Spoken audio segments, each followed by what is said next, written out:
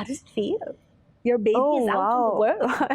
It feels amazing. I've been on a tour for the last 2-3 months, so in the US, virtual tour. So yeah, it's felt really nice to talk about the book. You know, you plug away at it on your own, and then finally it's out in the world. And it's a very interesting the way people are reacting to it in ways that are surprising and delightful, and sometimes also some that really make me sit back and think, I wasn't going for this, but it's amazing that you think this about the work. Yeah. You know, once it's out, it has a life of its own. It really does. And I feel like that's probably alternatively exciting and terrifying, because there's always the, I don't want to say risk, but there's always the likelihood that people will receive it in unique ways. And as an author, do you feel like, is it sort of nerve-wracking to make sure that you get the message across, I mean, that's what's really tricky, right? Because as a writer of fiction, the message has to be so subliminal.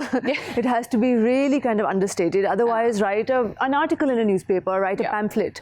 So, wo messaging wali jo baat hai, I think,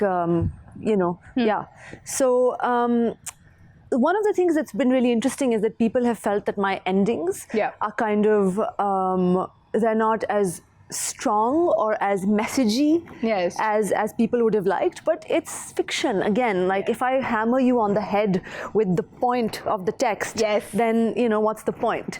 And Faiza, my editor, my brilliant editor, Faiza actually edited this book. One of the things that she really encouraged, and one of the things that I loved about her, sort of the apprenticeship that I had with her in the editing process, was that she encouraged me to not explain anything. You know, this like, for example, gulab jamun, a comma, deep fried dessert, or like a deep fried milk curd. She encouraged me not to do things like that, which is I'm very grateful for, and I think that's how fiction should be written.